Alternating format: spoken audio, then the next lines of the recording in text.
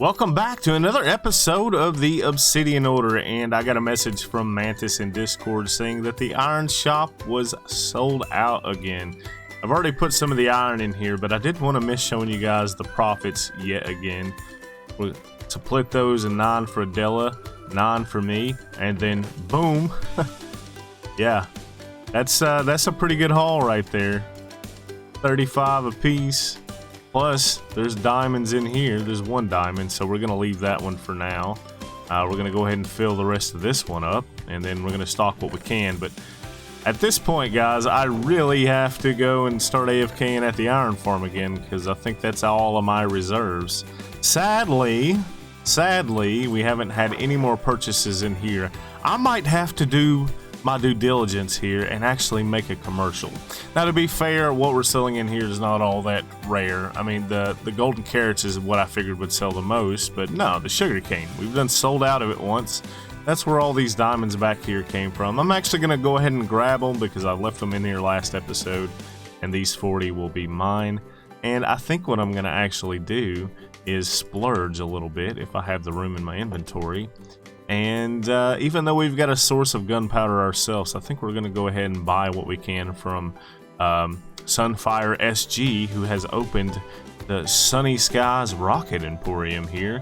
And it's looking pretty neat. I like it. It's looking pretty neat. I like how you use the terracotta there in the back with the dark oak. It makes that pop pretty good. And then he wasn't afraid to mix the woods here. You know, respect Sunfire. That's a lot of respect there for me. But anyways, we're gonna buy some for rockets here. I think it's 1 diamond for 6 stacks of rockets. So that's basically 2 stacks of gunpowder for 1 diamond if we buy the rockets, or 1 diamond. Okay, no, it's about the same. So you're actually saving on the paper. I'm gonna spend some of these on yeah. We're gonna buy 9. I don't have the inventory for that. I don't think he has that many rockets. Hold on, let me see. Does he have more rockets? He does not. No. We're just gonna buy out what he has. 1, 2, 3, 4, 5, 6. Okay, 1, 2, 3, 4, 5, 6. That's for 1. 1, 2, 3, 4, 5, 6. That's 2. 1, 2, 3, 4, 5, 6.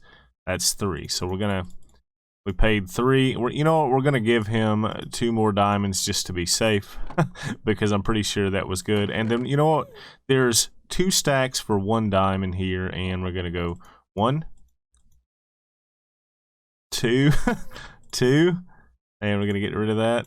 2 diamonds there, and you know what? That's fine. We'll save some for everybody else. And yeah, what we're gonna do is go back to the Coliseum a little bit today. I've got to finish up the gradient of the inside, and what we're gonna do is actually work on a little bit of the technical part of that today. Because, well, you know what? I'll just show you when we get there. Well, and just for the camera evidence, or the video evidence, we've named the iron profits, and we're going to sit it in Adela's butterfly box here. Make sure you guys spam that in her comments if she misses it.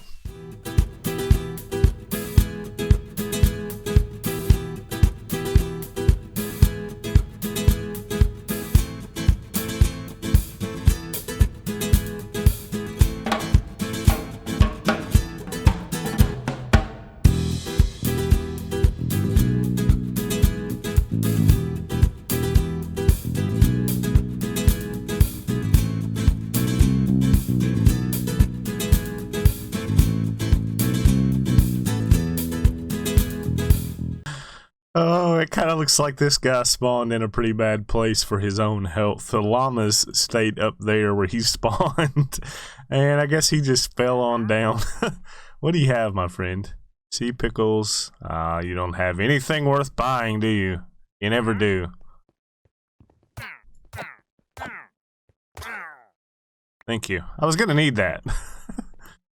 Anyway, so we've done half there in the time lapse. I hope you guys enjoyed it, but let's have a nice look here at what we've actually done. And we explained a lot about this gradient in the last episode. And we didn't, well, not the last episode, the episode before last. We didn't really get around to doing it, though, did we? So I did this now, and we explained what it's all about. But I think it looks so much better than it did. And I still got to do the other half there, and I'm probably going to just do that off camera because you guys seen the process in action. And to be honest, it just takes a long time to like riddle in my brain what exactly I'm going to place every block for. But yeah, just a big, massive difference between looking at that side and this side. So much more interesting.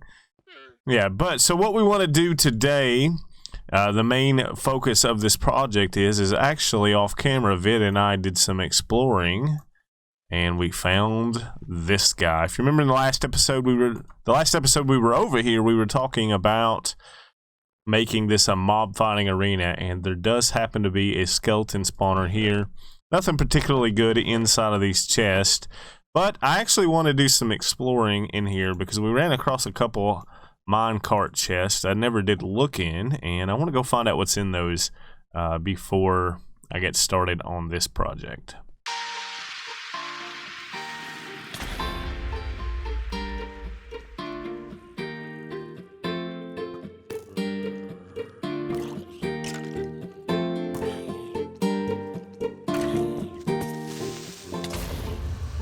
Whew! No! No! Oh my god, that just happened. Cannot believe that just happened.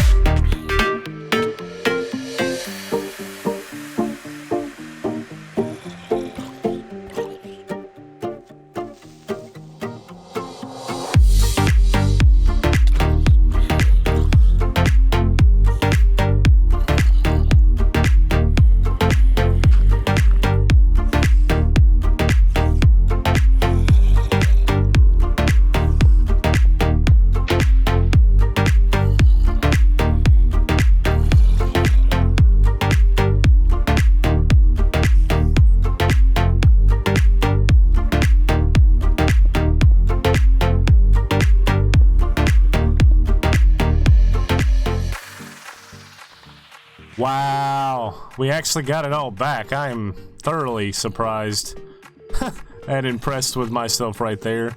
That was a nightmare. Okay, we finally found a chest in here. Let's see what's in it. Oh, diamond. Golden apple. Ah, so there was another chest down here right where we blew up to begin with. I mean, a name tag and some redstone, that's definitely always good. Ooh, can we get some records? No, we cannot. Cave spiders. Yeah, we don't want the cave spider spawner. No way. Ha! There's another one. There's another golden apple and some more torches. Oh, well, we've got another one here. Golden apple again. Oh, look right here. Oh, that's like the lamest minecart chest ever.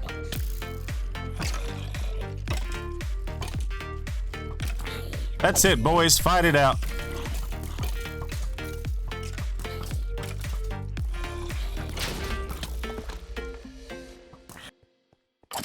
We all made short work of that problem.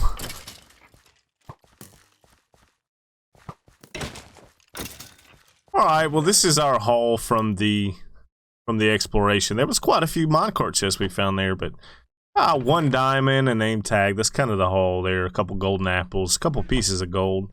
which is not super important, but you know, it's nice to have some of those things every now and then. But anyways, the main focus of this episode is actually this spawner here, and I need to build it up.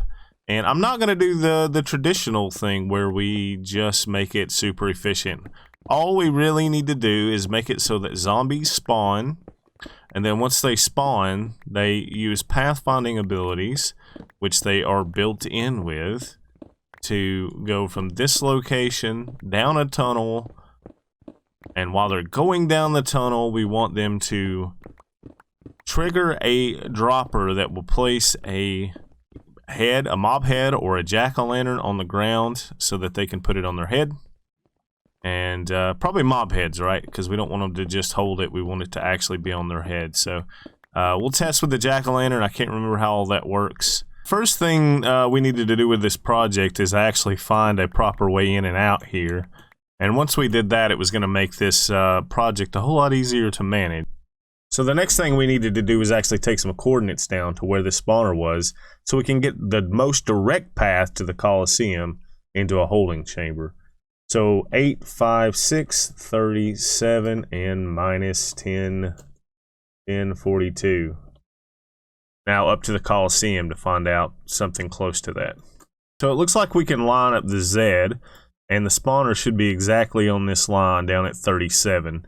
And it can go into the room here that is directly facing the wall that we've built already, which is perfect because we can make this a beast chamber. So now all we need to do is just dig down here at 42. Somewhere in the center here, 42, center of the room. And all the way down to 37. Might want to not do a single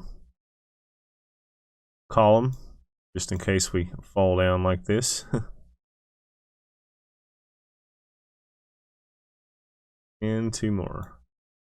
Now all we need to do is just dig back in this direction until we get to 856.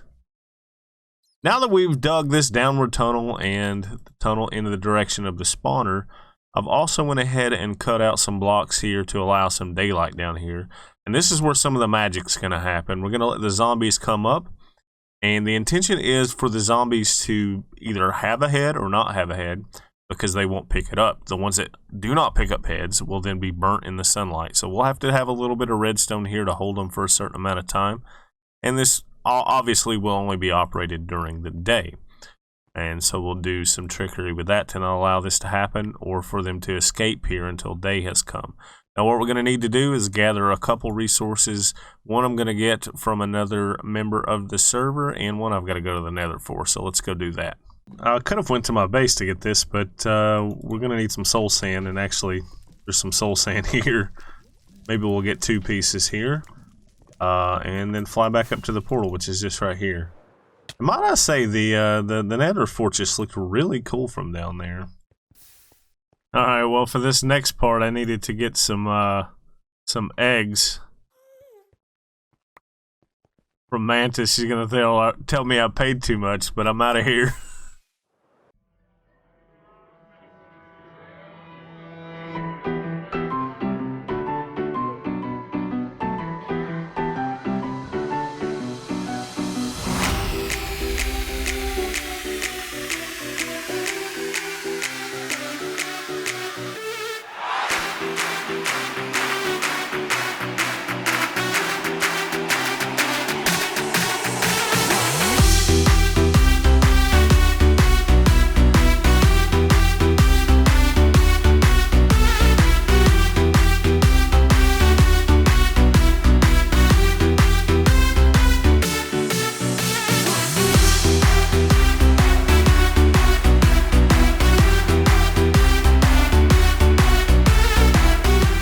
So we're going to use the camera account here to explain what's going on. I've added some stuff since you last seen. So the zombies spawn here in the chamber where we created this. I probably should put blocks on top of the spawner there to prevent that. But they're going to come down here. There's a dropper here that will drop heads. And when this zombie's moved, he will then release the pressure plate, and the next one can get one. Now, of course, when they're cluttered together like this, the pressure plate's going to stay down, so they won't drop any heads. But we will occasionally get some that pick up heads, and that's what we're interested in. Those that have the heads will stay and will not burn nor despawn because they've got picked up items. And that will allow for when we get down here to the end. And I may have to change up these water streams, by the way, so that they get pushed a little more consistently instead of waiting in the space there that has no water, the dry space. But then they get pushed into the water elevator here, up to the top, where they are then pushed towards the back. They can walk up these stairs and they'll be attracted up to here by this egg and then fall. And then of course we've got the deal opened here where the sun will burn anything that doesn't have a head on it. And I think that's gonna work. I'm gonna come up with something clever for the release. It may just be something as simple as this with a lever to release the trapdoors. But anyways, guys, I think that I'm gonna AFK here. Maybe the next episode we can get a test going on with Vitagavia and see how he likes it. But anyways, guys, this has been Ike, and I hope you find your smile today. Bye-bye.